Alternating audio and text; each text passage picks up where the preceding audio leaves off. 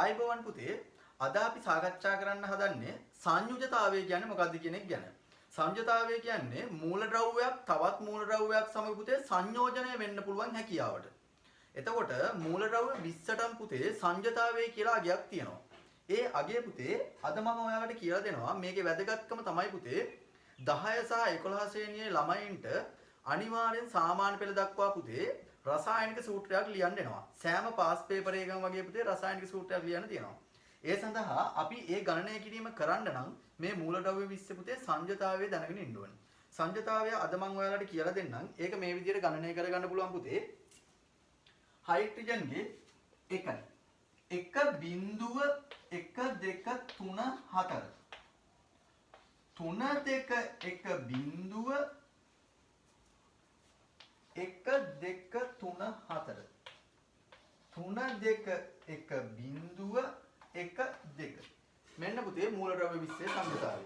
ඔයාලට මේ සංයුජතා අගය මතකයි නම් ඕනම රසායනික සූත්‍රයක් ලියන්න පුළුවන්.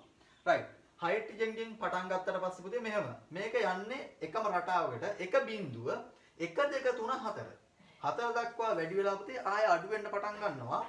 3 2 1 බිංදුව 1 2 3 4. 3 2 1 බිංදුව 1 2. මේ විදිහට පුතේ මූලද්‍රව්‍ය 20ම සංයුජතාවය අපිට ගණනය කරගන්න පුළුවන්. right පුතේ. සංයුජතාවය යොදාගෙන රසායනික සූත්‍ර ලියන්න මෙන්න මේ විදිහට. ඔන්න ඔයාලා දන්න කට්ටිය ඉන්නවා නම් මේවා ලියලා බලන්න පුරුදු වෙන්න. නැත්නම් මම ඔන්න පුතේ කරන්න පටන් ගන්නවා දැන්. මේ තියෙන්නේ ගණන් 7ක් තියෙනවා. මේ මූලද්‍රව්‍ය සංයෝජනය වෙලා හැදෙන රසායනික සූත්‍ර ටික ලියන්න ඕනේ. රසායනික සූත්‍ර ලියන්න පුළුවන් පුතේ. ලිතියම්ගේ අපි දන්නා සංයුජතාවය අර සමීකරණයට යනවා 1.1. මම ඉස්සල්ලා සංයුජතා සෙට් එක දීලා තිබ්බා. ඒකෙන් පුතේ බලන්න ඔයාලා ලිතියම්ගේ සංයුජතාවය දීලා තියෙනවා 1යි. ඔක්සිජන්ගේ සංයුජතාවය පුතේ 2යි. මේකේ පුතේ කතිර මාරුවට මේ දෙන්නගේ සංයුජතා මාරු වෙනවා.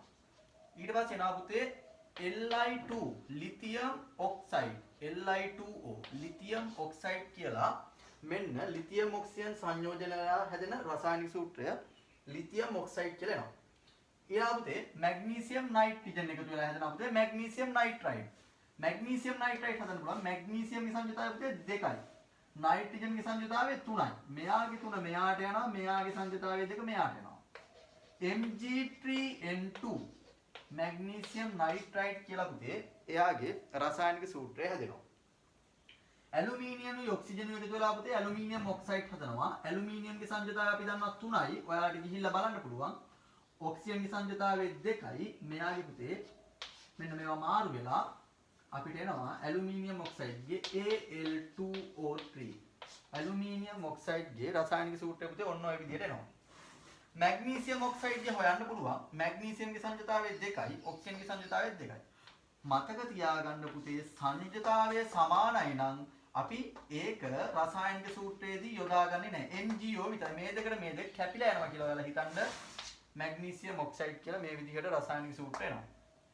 කාබන්ගේ හයිඩ්‍රජන්ගේ අපි දන්නා පුතේ කාබන්ගේ සංයුතාවය 4යි හයිඩ්‍රජන්ගේ 1යි. එක මෙයාට යනවා හයිඩ්‍රජන්ට 4 යනවා.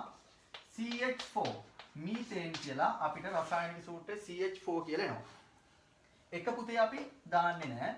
සෝඩියම් ඔක්සයිඩ් හොයන්න පුළුවන්. සෝඩියම්ගේ සංයුතාවය පුතේ 1යි, ඔක්සිජන්ගේ සංයුතාවය 2යි. එහෙනම් මෙයාගේ රසායනික සූත්‍රය Na2O කියලා සෝඩියම් ඔක්සයිඩ් කියන රසායනික සූත්‍රය හැදෙනවා. මෙයාගේ හදන්න පුළුවන් ඇලුමිනියම්ගේ 3යි, ක්ලෝරින්ගේ පුතේ 1යි. ඊට පස්සේ මේක මාරු වෙනවා AlCl3 කියලා ඇලුමිනියම් ක්ලෝරයිඩ්ගේ රසායනික සූත්‍රය එනවා. AlCl3 කියලා. ඊළඟ මේක ඔයාලට තේරෙන්නේ නැත්නම් මම මේ හරියට ලියා ගන්නම්. රසායනික සූත්‍රය එනවා AlCl3 කියලා පුතේ ඇලුමිනියම් ක්ලෝරයිඩ්ගේ රසායනික සූත්‍රය එනවා. සෝඩියම් ක්ලෝරයිඩ් ගහන්න පුළුවන්. සෝඩියම්ගේ සංයුතාවය 1යි පුතේ, ක්ලෝරින්ගේ සංයුතාවය 1යි. මේ දෙන්නගේ සංයුතාව සමානයි නම් NaCl කියලා සෝඩියම් ක්ලෝරයිඩ්ගේ රසායනික සූත්‍රය පුතේ ලියන්න පුළුවන්.